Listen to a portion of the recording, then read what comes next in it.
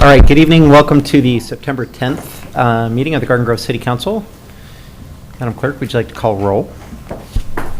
Councilmember Bridegan. Here. Councilmember O'Neill. Here. Councilmember Tu-Ha Nguyen. Here. Councilmember Bowie. Yeah. Councilmember Kim Nguyen. Here. Mayor Pro Tem Klopfenstein. Here. And Mayor Jones.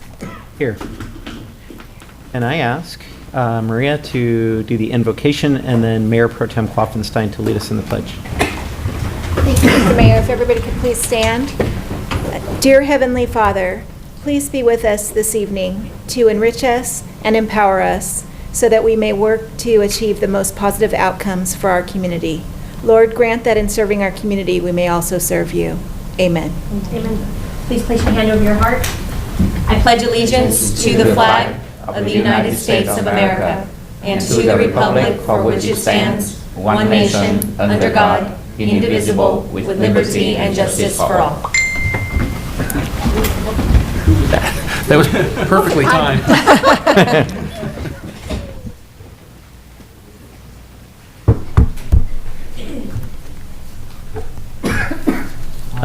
Okay, so we had a closed session before this and we have no reportable action. We'll now go on to oral communications. We do have a handful of cards, starting with Jonathan Swaim.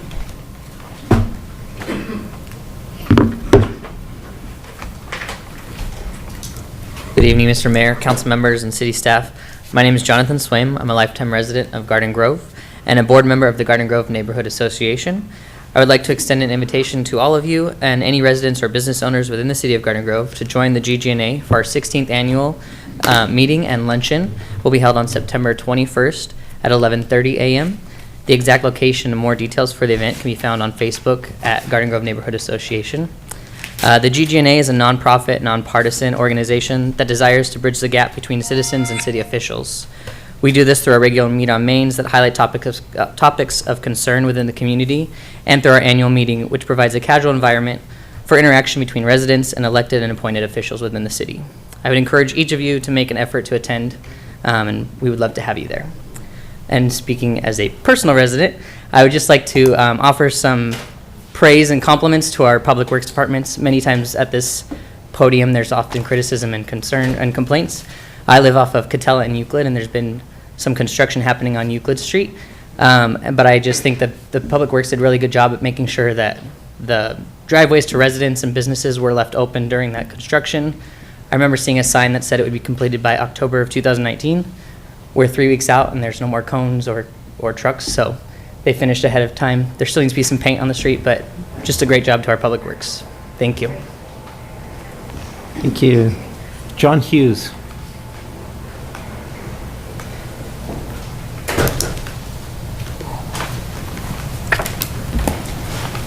Good evening. My name's John Hughes. I was born and raised in Garden Grove, and I just want to address a few problems. I live over at Katowski Park, and we have a homeless problem over there, and we have some homeless people that have been living there for years. All the neighbors come together, try to move them along, but they still are there. They had to close down the bathrooms because of the needles of the heroin that they're doing every day in front of children and in front of everyone else. There's got to be a way to solve this problem, and I just wanted to come here today to address that and hopefully open your eyes to that. Yeah. Thank you. Thank you, sir. Michelle Doe.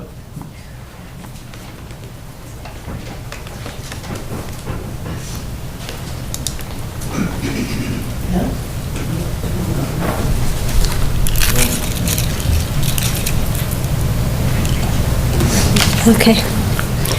Dear Garden Grove City Council and staff members, my name is Michelle Doe, and I have here everybody with me in the neighborhood. We live on Morgan Lane Street in Garden Grove, and we are here tonight to request assistance to a feral cat problem. In 2017, a family moved away from the neighborhood but left a couple of stray cats in our neighborhood. Since then, a person who does not live in the neighborhood has come to feed the cats every day. Consequently, The original couple of stray cats have multiplied to become a colony of feral cats, causing safety and health issues. My neighbor at one time counted at least 22 cats.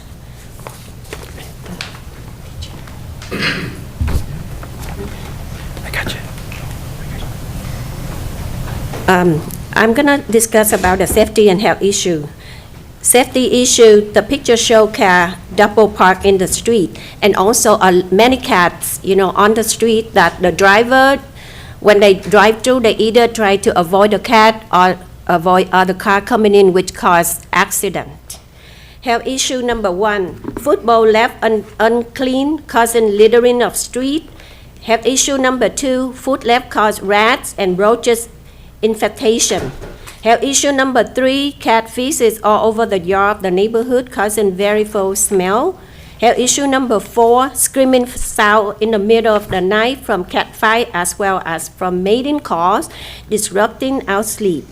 Health issue number 5, most important, community health issue. Feral cats can carry parasites and disease which can be transmitted to humans. Our attempt to resolve the problem failed. The neighborhood has talked to the person many times, explaining the problems and requesting the person to clean up the bowls and feces or to stop feeding the cats. On several occasions, police had to be called to keep the peace. In addition, animal control has also been contacted for help, but the problem still exists. So I'm here today to request the City Council to help. Before the problems get worse, we request that the new ordinance to be granted. Thank you. Thank you. Whoops. Leland Sisk.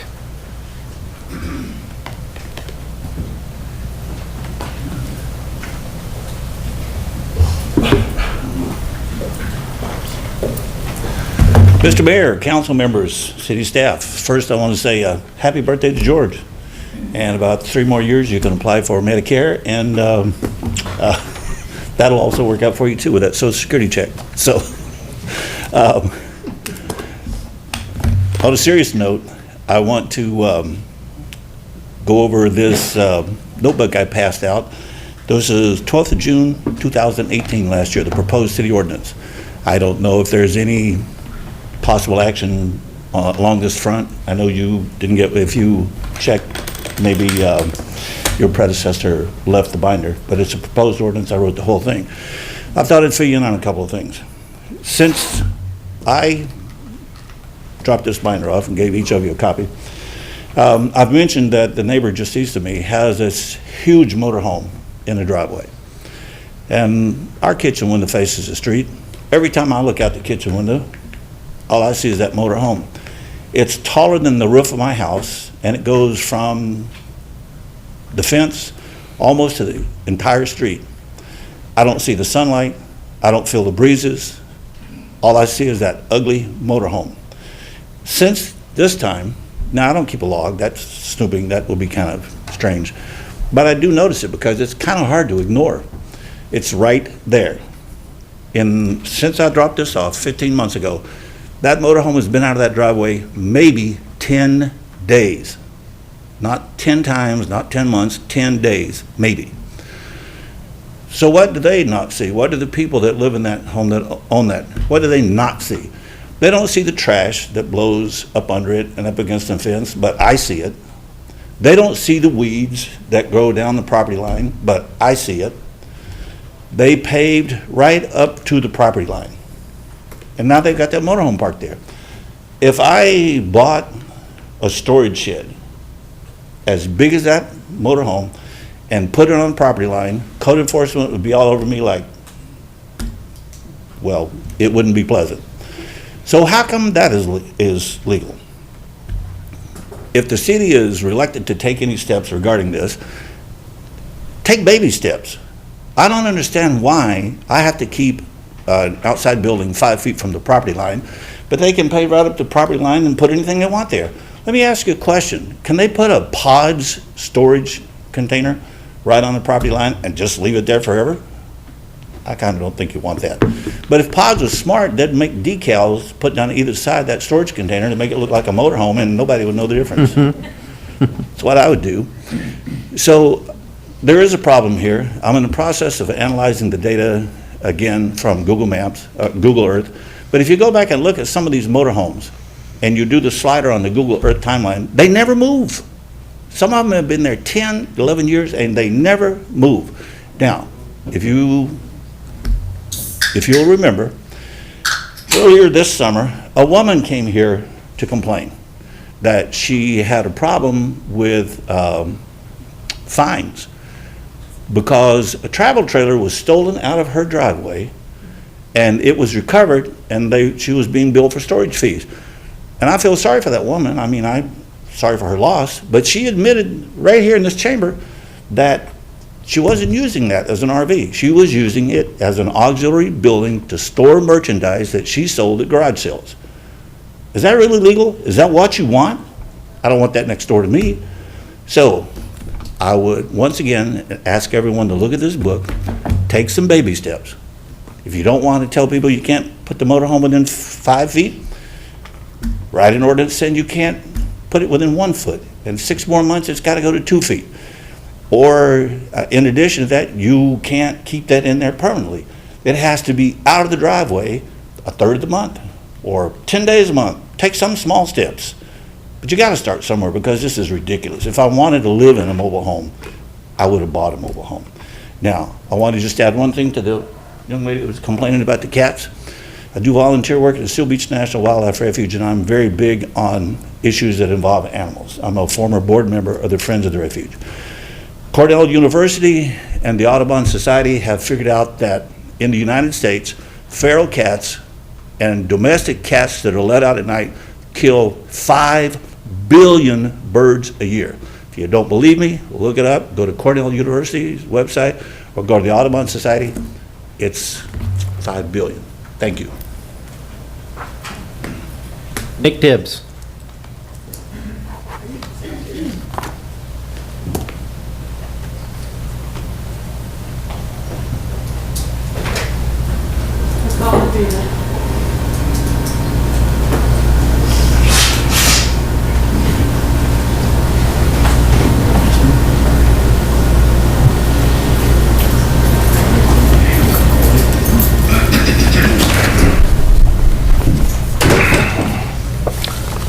Hi. Mayor Jones, members of the council, I'm Nicholas Dibbs. Good to see you again. I'm a teacher, educator, live here in Garden Grove, as you know, and graduated with honors from Pacifica High School. Okay, I'm here about an important issue that I am bringing up in a different form, and each of you were sent an email with some attachments. And what happened was after getting some research done, there was a resolution passed by the State Assembly, House Resolution 28 by the California Assembly, dated July 15th, 2015, and it's on the prevention of hate crime and violence. And the state passed this, and then what happened was the city of LA passed a resolution a couple months later or so and endorsed it and adopted it. And they did that in 2015, and I've attached it in the email. And I'm going to ask the council to please agendize this, hopefully for the next meeting, as a resolution supporting House Resolution 28, which basically says in brief, in part, it's the Hate Violence Prevention Act, or whereas part of the Hate Violence Prevention Act require instruction in kindergarten and grades 1 through 12 inclusive to promote and encourage kindness to pets and humane treatment of animals. And whereas the states of Florida, Illinois, Maine, and New Jersey, Oregon, Pennsylvania, Washington, and Wisconsin have adopted humane education laws similar to California's. And whereas numerous academic studies have established a correlation between animal cruelty during childhood and interpersonal violence in adulthood, and whereas law enforcement agencies in major cities such as Houston, Chicago, and Los Angeles have acknowledged this correlation and formed special enforcement units to combat animal cruelty. And whereas humane education such as that involving wildlife, the animals' place in the overall environment, and the negative impacts humans can have on them, including death and extinction, can disrupt the cycle of animal and human abuse by decreasing a child's potential to be abusive and neglectful towards animals. Basically, what the resolution is saying is it's calling upon the city and the schools and so on, wherever possible, and because the city has its own animal shelter now, this really fits in. Plus, you have the SROs now that are part of the police department who are supposed to interact with the students in a positive way. We need to incorporate this, and that's my suggestion. So Los Angeles has already done it. We don't have to reinvent the wheel. The state passed the resolution. The city of LA went through extensive studies and hearings and of analysis, which you have in the email, to adopt this in 2015. So please put it on the agenda for the next council meeting. That's what I'm asking you to do. And George, you're my representative, and I would appreciate it if you'd follow up on that, and tonight, hopefully introduce this to get it on the agenda as an agenda. So here's the email for each of you, and one for the city clerk. Now, I want to bring up an important item. So that's what we have there, and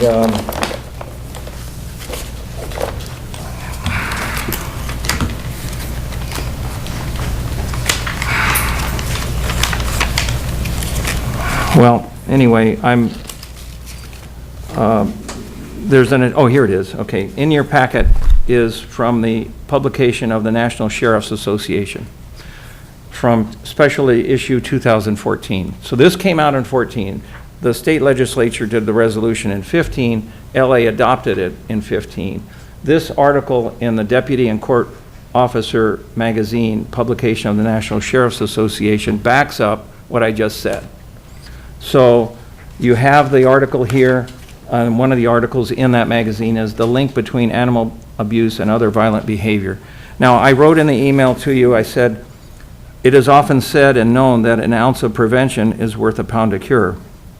I hope you agree that prevention of bullying, violence, and hate crimes, i.e. Pacifica High School incidents, but also other things, etc., especially among youth, is of paramount importance. So we need to increase empathy training programs in the city and in the schools, prevention of cruelty to animals, prevention of hate crimes, and there are numerous factors creating lack of empathy, and to prevent violence, we need to instill in youth the value of life, respect for each other, and prevention of cruelty to animals. Now, also we have in that because of the internet and bullying, cyberbullying and so on, we need to reduce the screen time and so on. So you have the information. I'm asking the mayor and George and whoever else on the council, please agendize this for the next meeting. Thank you. Tom Rayber.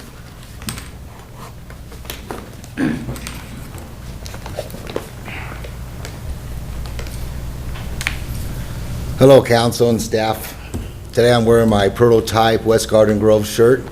It didn't come out the way I wanted to. I should have got a white t-shirt instead, and it would have been more vibrant. First, I'd like to discuss to be a good Samaritan. Where I live, a lot of accidents happen on Valley View. And 2 Sundays ago, there was an accident. In fact, it was a hit and run. As I ran or wobbled over to where the accident was, I called 911. I had 5 ran announcements that said all lines were busy, at which time I hung up and called directly to the Garden Grove Police Department. Told them where the accident was, on Valley View, on the exit of the 22. Officer did show up. When the officer showed up, I told him that the front bumper was in the middle of the intersection. He ignored that. Went over to the person that got hit and was talking to him and saying, if you didn't know who hit you, there's nothing we can do about it. Again, I walked over there and I said the front bumper is in the middle of the intersection. After that given second time, a Good Samaritan in his vehicle dragged the bumper over to the sidewalk. Second officer shows up. As soon as he gets out of the vehicle, I tell him that the bumper is on the sidewalk. He ignored that. He went over with officer number 1 and was talking to the person saying we can't do anything about this. So I walked over there and I said, the bumpers is on the sidewalk. They ignored that. So why does a Good Samaritan have to walk all the way over to the sidewalk to drag the bumper over with a license plate on it to the middle of the intersection where the accident occurred? Uncalled for. The house that was sold on Bailey is a retired Garden Grove police officer. He sold his house, moved to another city, and on yesterday, the neighbor across the street waved me over to talk to him, and I guess on Sunday, when I was at a funeral, there was 20-plus people in front of that house looking for the key to the house that they paid money to rent the house. As I was talking to my neighbor, a truck pulls into the driveway, and a young lady got out of the vehicle. So Nathan and myself walked over there, and she transferred $1,500 to a person's name that was a Garden Grove police officer. The police did not show up for over an hour because I used my cell phone to be a good Samaritan. The lady left. When the police did show up, I was harassed as if I was a suspect. Uncalled for. The next one is I was at Vaughn's 2 weeks ago in the fruit and vegetable area, and a nice older lady comes up to me. Her name is Anna. And she says, "You're famous." I said, "I am, really, I'm famous?" She goes, "I see you on TV all the time, and I believe in what you say." I said, "Well, what did you see me on?" She couldn't remember, so I said, "Do you live in West Garden Grove?" And she does. She's having the same problem off of Valley View and Belgrave, right next to the fire department, that the senior apartments across the street that used to park their cars in the church cannot do that no more. So now they're parking on Belgrave, and she cannot park in front of her house and or get in and out of her driveway because she can't see. Her view is gone now.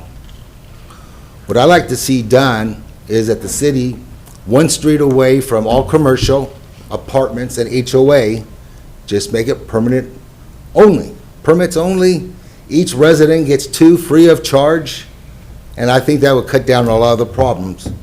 My last thing is, 18 years ago, I was in Sacramento installing the phone system. Went to bed. Woke up on September 11th of 2001. Turned my TV on, and I saw the first crash in the towers. Took a shower, came back out, watched TV, saw the second crash into the towers.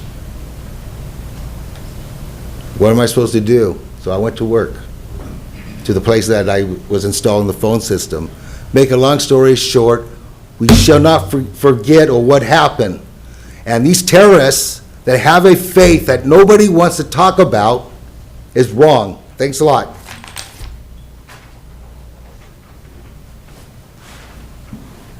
Okay, Catherine and Jessica, but are you here to talk on oral communications, or do you want to wait under the public hearing item?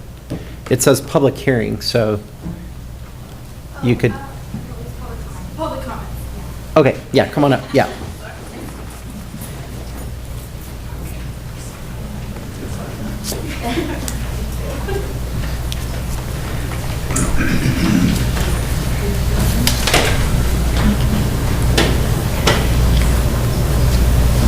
So we're passing around some packets. My name is Catherine, and this is Jessica. Hi. We both work with Alzheimer's Orange County. So we are your local nonprofit. I'm sure you've heard of us. We're always out and about throughout Orange County. So we've been, let me collect my thoughts. So we're Orange County's local not-for-profit agency, and we provide a wide variety of free programs and services to, well, it's uniquely designed for OC residents struggling with issues of aging and memory loss. We provide support for families. We do a number of things with the Council on Aging, So we have a little bit of something for everyone. We're here to invite you all to our walk at Angel Stadium. It is Saturday, November 9th. When is it? From 7:30 to roughly 11 a.m. And there's a flyer in your packet, and we'll be having an advocacy booth where we'll have chairs set up so you will be able to talk and interact with your constituents. And yeah, so we hope that you're able to join us, and if you have any questions, card is attached. So it's one of the major ways we're able to provide a number of the different support groups, education for families and for residents, and keep it all free. We're able to do all those things because of our fundraising events, but also mostly because of our walk. It is free to attend, and we did just this year add the run, so people can pay a small fee to do the run. It's a 5K, but otherwise it is a free event. And we have a doggy dugout, a kids corner. We do a number of things, and it's a big fun day for everyone. Yeah. And then Alzheimer's Orange County is in leadership of the OC Aging Services Collaborative and the Orange County Strategic Plan for Aging. And we actually had our annual OC Leadership Forum on Aging here at this center. And so in your packet is the aging report, which is what we presented and revealed this past April. So that's one of our biggest projects as well, because as you all may know, Orange County is aging faster than any other region in the United States. And by 2040, 1 in 4 residents of OC will be 65 or older. And one of the main factors we do know that can contribute to dementia or Alzheimer's is age. So a lot of people have concerns that it's something to do with genetics or a number of other things that they've heard, but the only conclusive thing that we can tell people is they are more susceptible due to age. So it's one of our big concerns, because as Orange County residents ourselves, we know that a number of the people here could be impacted by it, and definitely their families, so it's a big concern. So we just want to remind you all that all of our support is there. We're there for the community. We work with the professional community to be able to provide and bridge that gap for support, and we would love to have you all at our walk. Thank you. Thank you. Thank you, guys. Okay, that concludes oral. We'll recess and go to successor agency. Madam Clerk, would you like to call roll?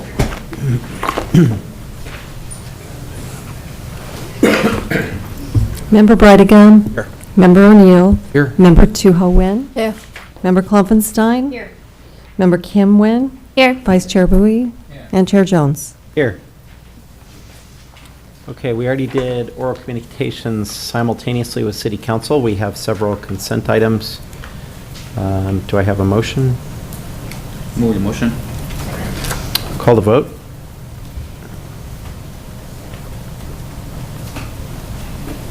Motion received, 7 yes votes. Any matters from agency members? Then we will adjourn back to City Council. So we'll reconvene and we go on to consent item for City Council. It's recommended that 2A through 2H be acted on simultaneously unless anyone would like to pull an item. Any polls? I would like to pull 2C. Okay. I'll move the balance.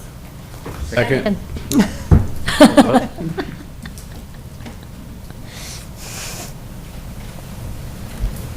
Motion received, 7 yes votes.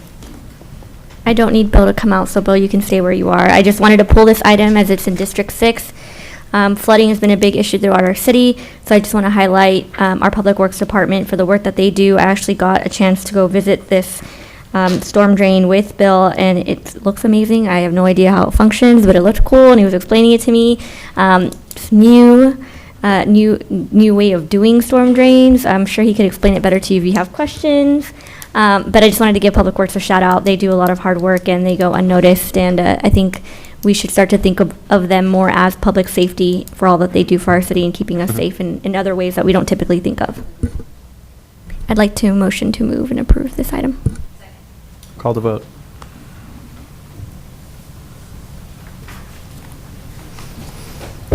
Motion received, 7 yes votes. Okay, public hearings, we only have one item, 3A.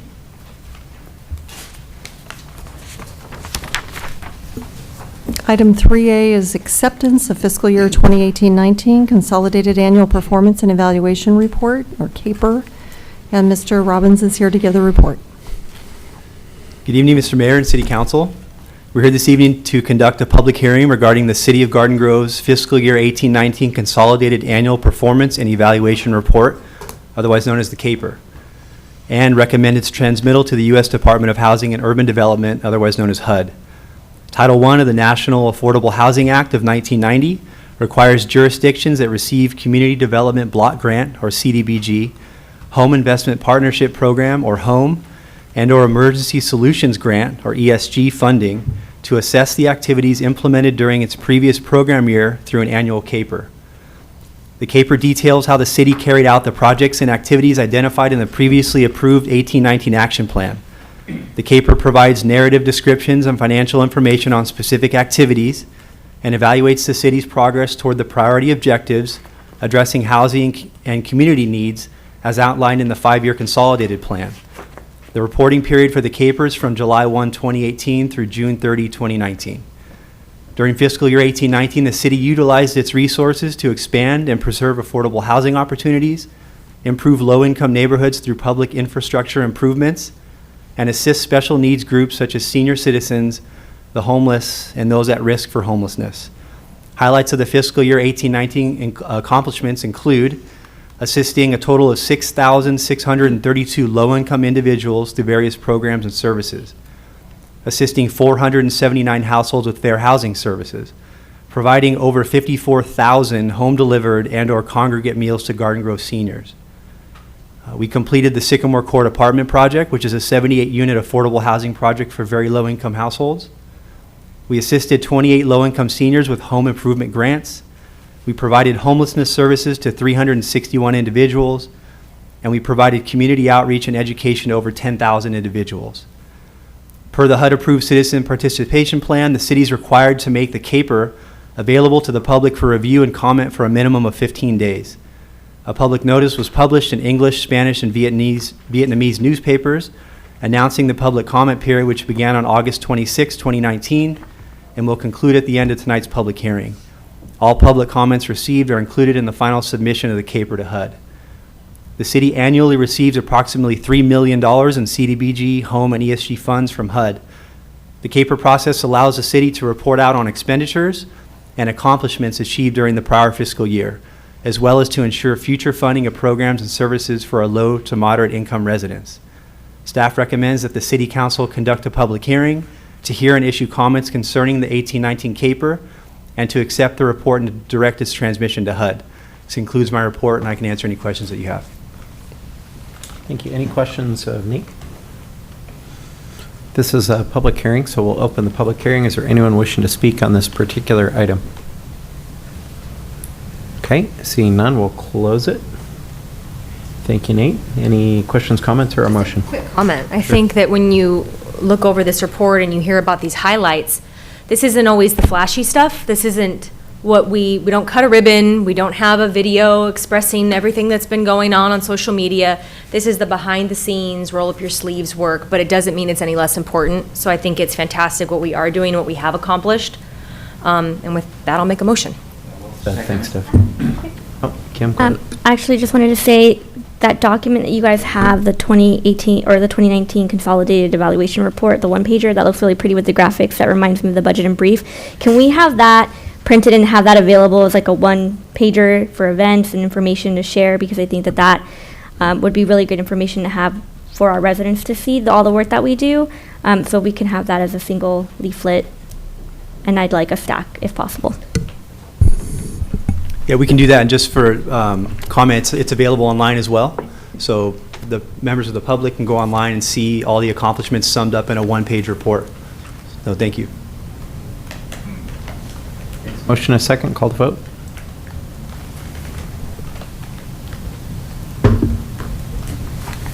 Motion received, 7 yes votes. Alrighty, takes us on to commission committee matters. I'm going to ask that we continue both 4A and 4B to our next scheduled agenda, if we can do that. Okay. Do we need a motion for that, or can we just? No. Okay. Then, Moving on to matters from mayor and city council. We have one listed, 5A, from Scott regarding an update on our arena numbers, or our arena assessment. Yes. Mr. Mayor, members of council, I asked Don't for... go anywhere, Nate.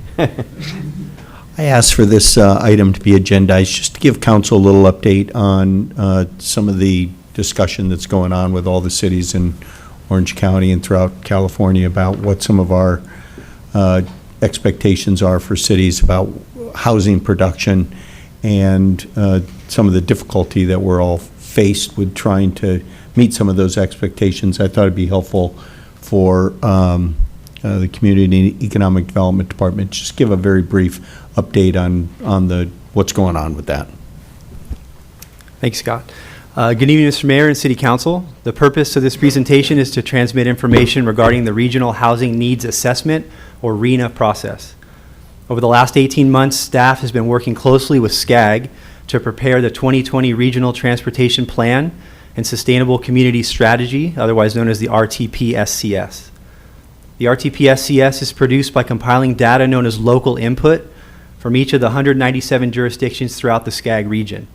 Local input includes statistics regarding population and employment growth, as well as general plan land use and existing zoning requirements.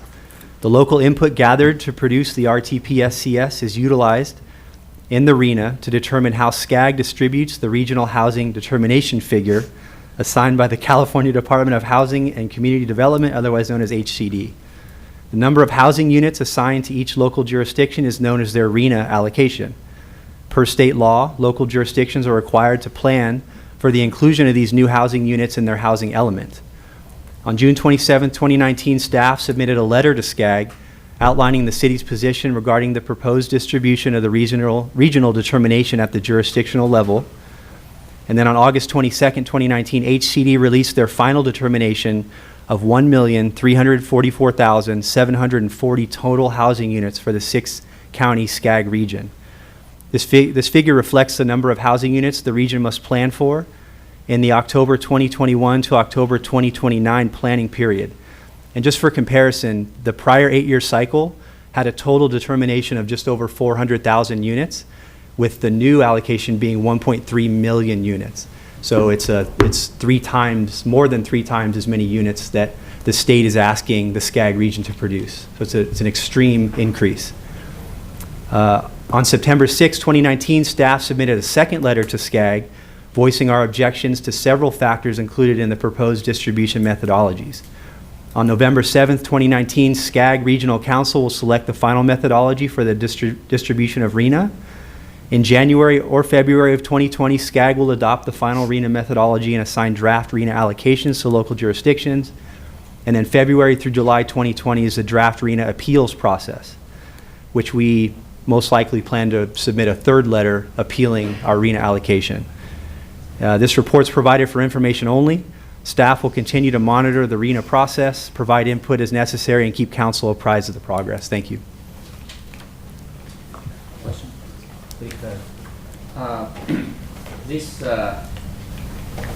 This number is really alarming. 3 times more than what in the past 8 years. Now, we know we face tremendous issue with traffic congestion. That's more or less regional, but we also face tremendous issue with the parking on the local streets, which our local residents have been very frustrated. We heard them coming to us for rescue. So this type of issue, I think the city management need to bring it forward so that the residents understand and voice their complaint and concern to state legislator or SCAG, so that if they impose this number of new housing units on local jurisdiction, they better provide solution to combat the traffic congestion as well as parking that we are going to face. Plus also, strengthening police and firefighter resource on local jurisdiction. Are we going to do that? staff and Scott, could you please comment on how are we going to let the public know about this issue and that they need to voice their concerns, not just to city council because we very much powerless when it comes to SCAG. We need to bring this concern to all of the city and also to our elected official in, up there in Sacramento. Yes, council member, just let me chime in for a second here. Obviously, this is a major concern for every city in our Southern California region here that's covered by SCAG. So as you can imagine, this isn't just Garden Grove, it's every city in Orange County is looking at their own numbers and saying, how are we going to, in any shape or fashion, build these number of units? Even in a city like Garden Grove, you'll know that we're doing quite a substantially large project with the former Galleria site. And that's 400 units for seniors. That's a huge project for us. But it pales in comparison, it's 400 units, and even under the best of circumstances, under option 3, you're looking at almost 4,000 units that we're going to have to come up with if that's what it's determined. So obviously, we've taken the approach of responding to SCAG and lobbied some of our objections as a city with the methodology. We've said under the very best of circumstances, option 3 is obviously better than option number 1 or number 2, but even option number 3 is, has us all scratching our head about how we can possibly make these numbers over, a relatively short period of time. And we're a city, when you think about it, we've, I know Lisa and her staff can confirm this or give me some numbers about it, but, we're issuing record numbers of ADUs in our city, which is creating units, but it's nowhere near what we're talking about. And I don't even know if our ADU numbers would count to any of this. They're shaking their head no. So, it is an issue. I agree with you, Councilman Bowie. We're going to need to be aggressive in making sure all of our representatives are aware of this and working with them and asking them to lobby on our behalf, as I'm sure every city in Orange County is going to be doing the same thing. So, we'll be coming back to the council. You can see there's 3 or 4 different touch points here where things are going to be happening. We'll be coming back to you every step of the way, letting you know what, what's going to be happening. Can we ask our resident? Can we ask our resident to help by writing to state assembly and state senator to help fighting this, or what can we do? Yeah, I would.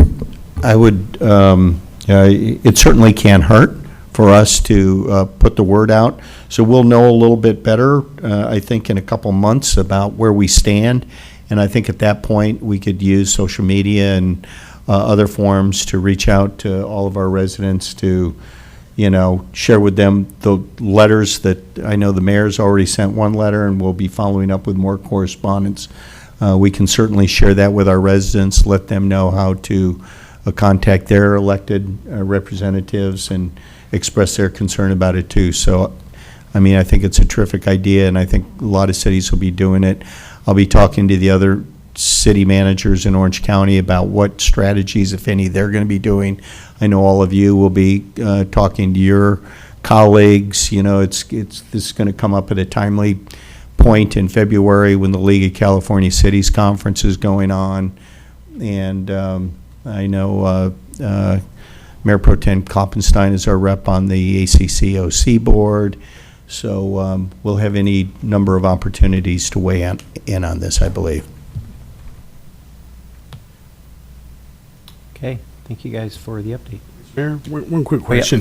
This is really an unreasonable expectation. I think everybody's perspective, but what is the consequences? Failure to meet the goals that are established? So the way RENA works is technically you're not required to actually produce your RENA allocation. You're required to show that you have the capacity to potentially produce your RENA allocation. So even if we were to get the 14,000 number, we wouldn't have to technically produce 14,000 units.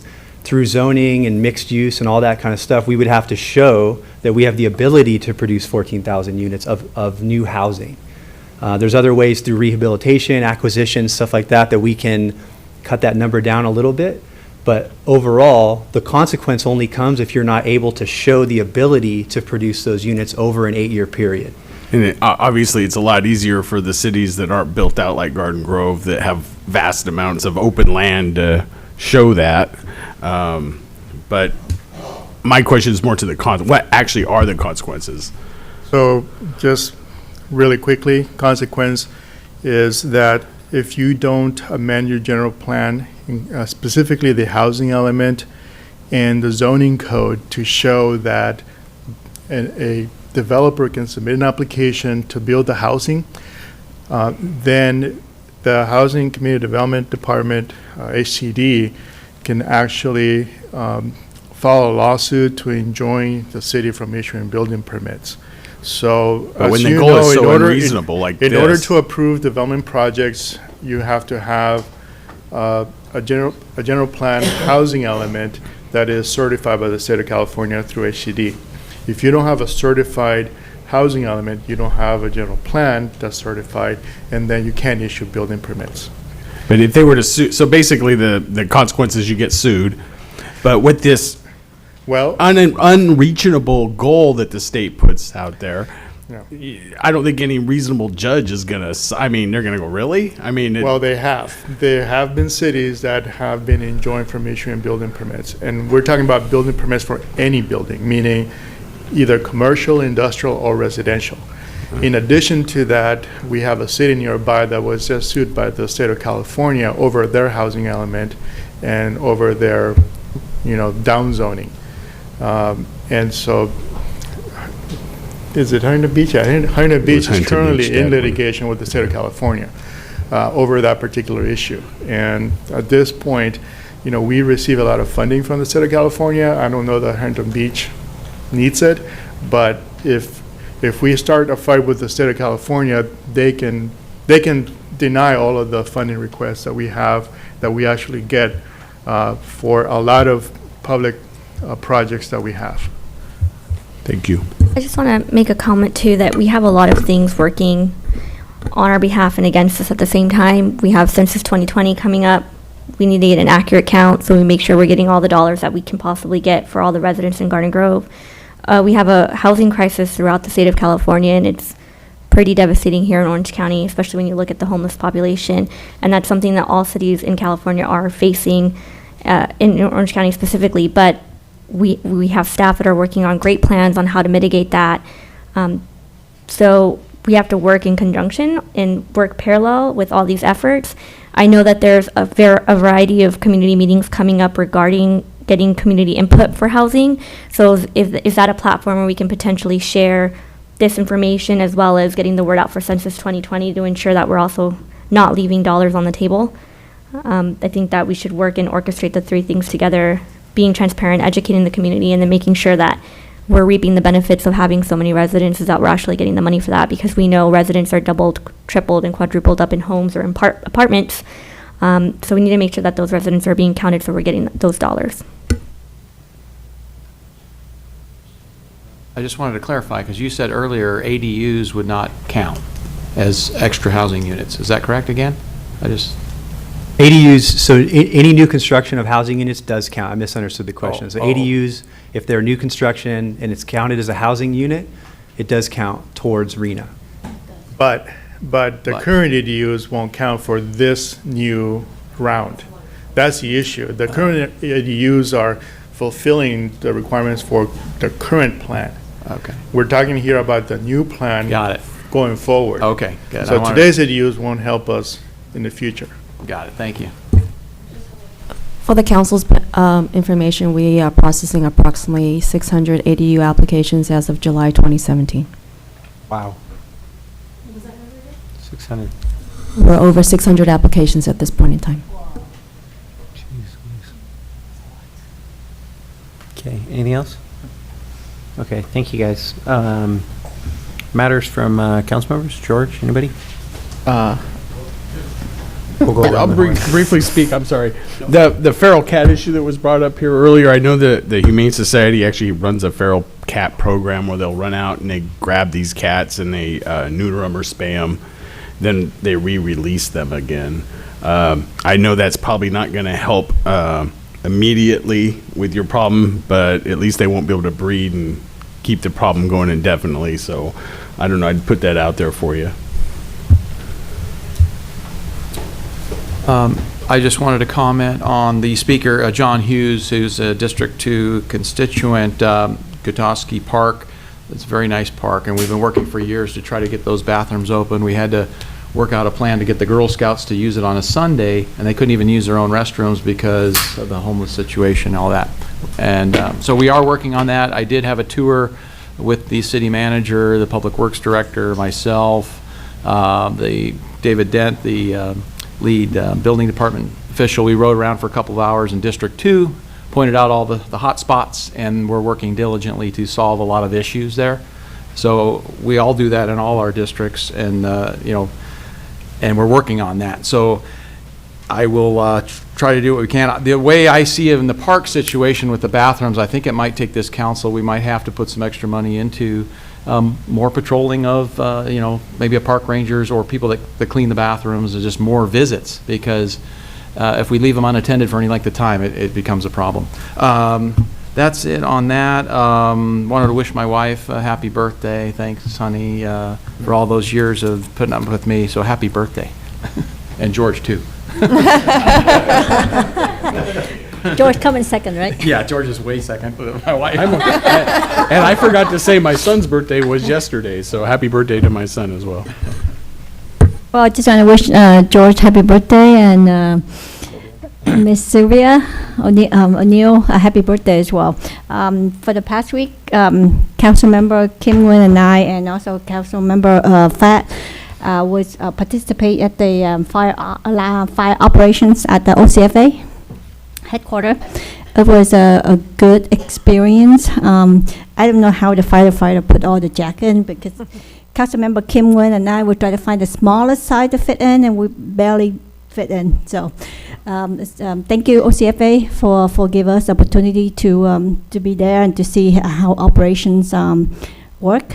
And once again, happy birthday to George.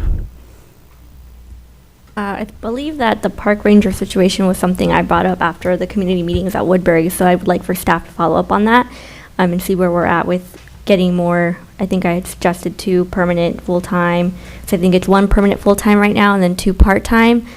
So we could get just some more information about what that would look like, what that cost would be. Happy birthday, George. OCFA, thank you for allowing us to participate in the fire ops. As mentioned, I got lucky enough to wear pants too, so I was like waddling like a penguin because it was too big and it was really heavy, so clearly I don't have a career future in fire. Other than that, I don't think I have anything else, so short week, busy week. I have a couple of things. Happy birthday to Sylvia and to Councilmember Bridingham. Second of all, to Michelle Doe, who spoke earlier this evening. I believe that you are in District 5, and so I will do some follow-up with you. I have your information, and we'll see what we can do to mitigate the situation on your street with the feral cats. Moving on, I have some breaking news. I posted earlier today about some new mosquitoes testing positive on Brookhurst and Stanford area. They've tested positive for West Nile virus. So at this point in time, obviously that means that we have West Nile virus in the city of Garden Grove. We need to take precaution and safety measures to protect ourselves, our families, our neighborhoods. One of the things that I printed out to bring this evening is this checklist. And this checklist can be printed on the OC Vector website. I recommend you doing so. It's the mosquito source checklist for home inspection. It goes through a very detailed list of things that you can look for around your home and in your backyard. And then based on this list, you might be able to mitigate the situation yourself, or you might say, you know what, this is out of control. I need them to come out, maybe treat my property, or I need to talk to a professional about this at Vector Control. So maybe we can get this checklist on our city website just for ease of access. and I really recommend residents doing this. Print some out, take them to your neighbors. We definitely want to be careful and pay close attention to our elderly neighbors. They are the most susceptible if they were to contract West Nile virus of it becoming potentially life-threatening.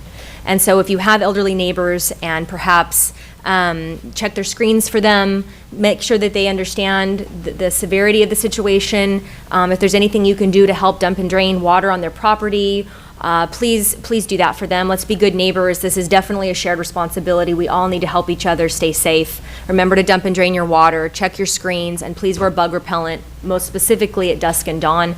That seems to be the most active times for mosquitoes.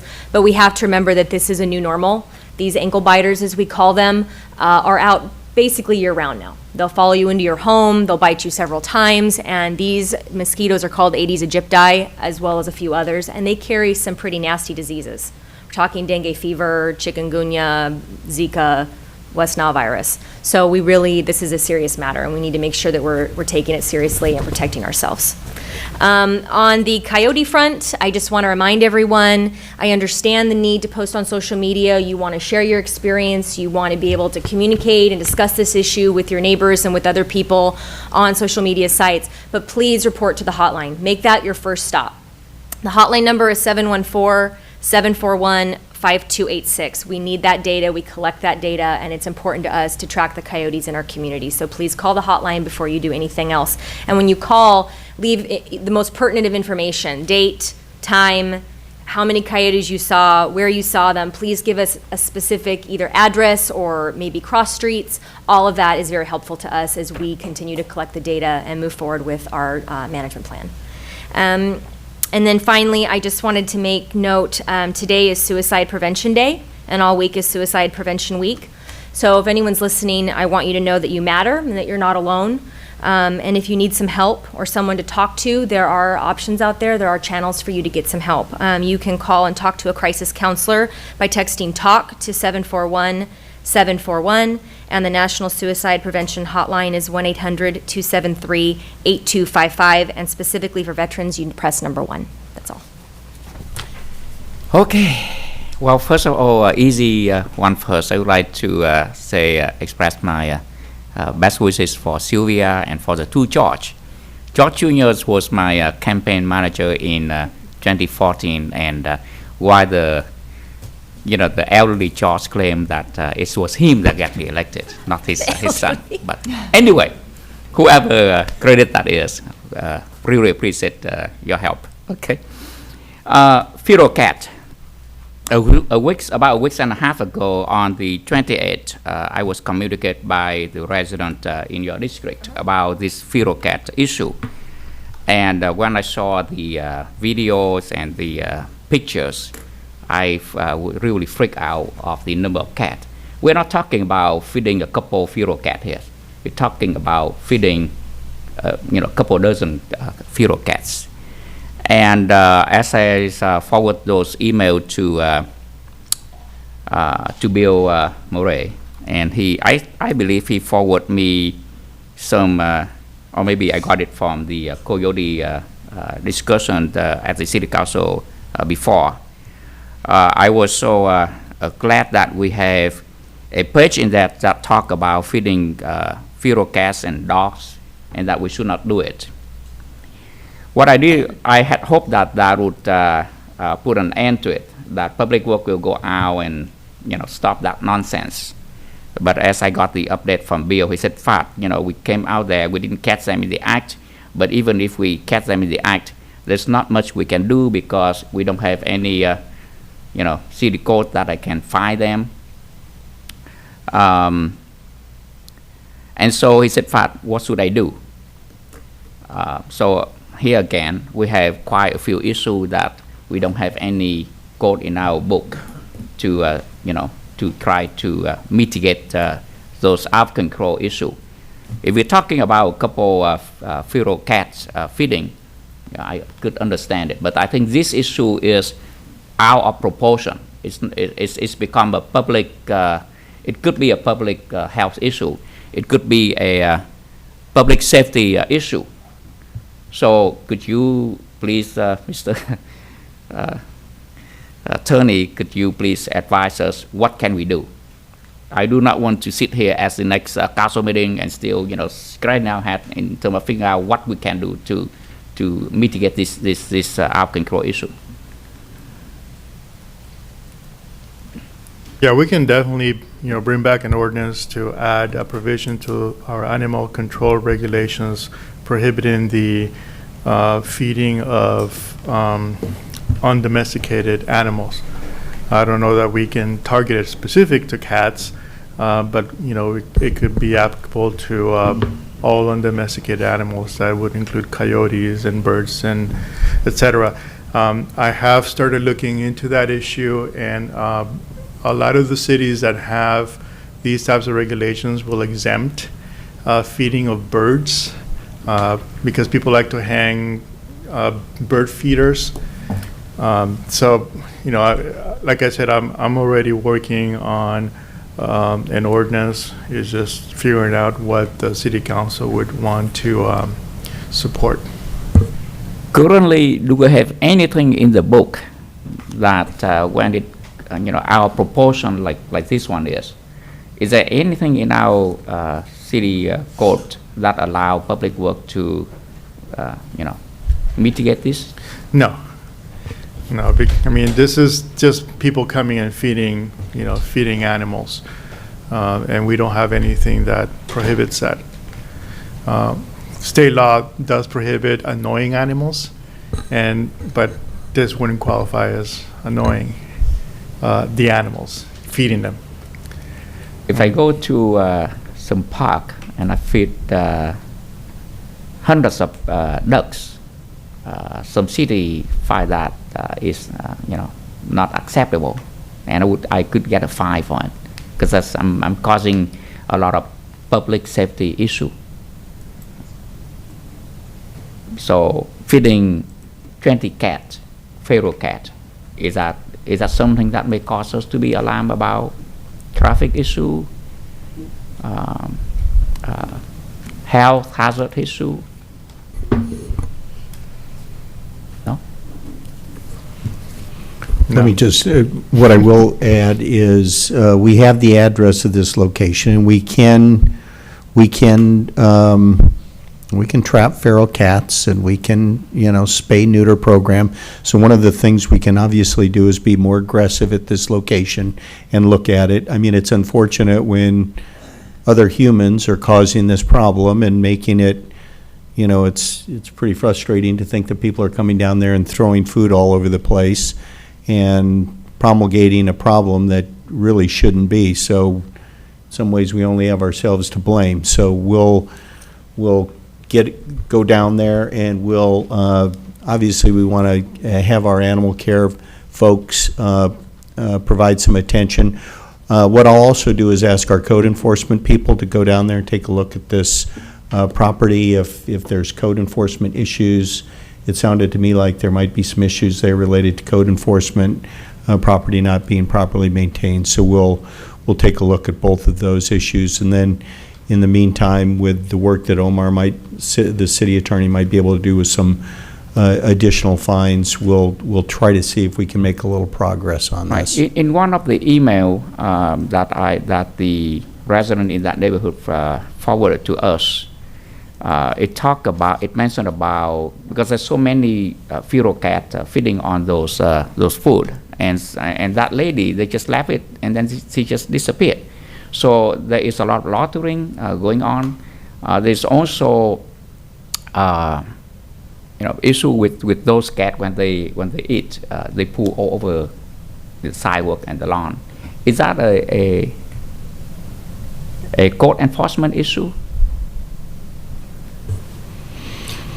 Well, it depends on what property we're talking about. I mean, we do have property maintenance regulations. But it's not the property owner that's doing it. It's someone outside the neighborhood coming in and then attract all of these feral cat and then causing the problem for the property owners. Right. But so it sounds to me like a private nuisance because we don't have specific regulations to create a public nuisance or declare that a public nuisance. So there is action the private property owners can take. Normally, though, private property owners look to the city to do it, but Right now, we don't have the regulations. Private property owners can actually, try and get an injunction or sue the person for a private nuisance. Yeah, that's what I said originally. I'll look into that. How soon can you coming back with a code? Yeah, it wouldn't be in place. It would be at least 60 days for a new code to be in place. Okay. Thank you. No more questions. Scott?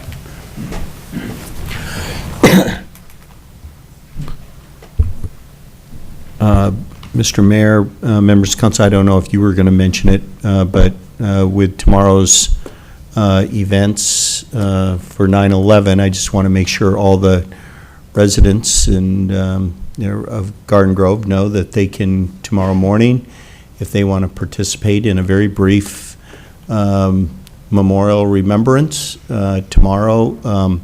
Every one of our Garden Grove fire stations will have a very brief ceremony at 9:03 a.m., which is when the second plane hit the second tower. So I would think everybody could go to their fire station in their neighborhood, probably around 8:55 or so, and then at 9 o'clock, they'll have a very brief ceremony. I know it's not going to be long, 10, 15 minutes, and it'll be a way for folks to, show their support to our first responders who, demonstrated acts of heroism on that day. So just want to make sure that everybody knows that, to stop by the firehouse tomorrow if you'd like to and participate. That's all I had. Thank you. We have a housing and community needs public workshops that will help determine how federal funds will be used in community development, housing, and infrastructure projects. There's two different dates. One is next Wednesday at 6:30 p.m. at Bolsa Grande High School, and the second one is on Thursday, October 17th at 6:30 right here at the Garden Grove Community Meeting Center. And just want to say happy birthday to George and Sylvia, and immediately following the meeting, we actually have 2 half of a cakes, one for each of them. So with that, we will stand adjourned. Thank you.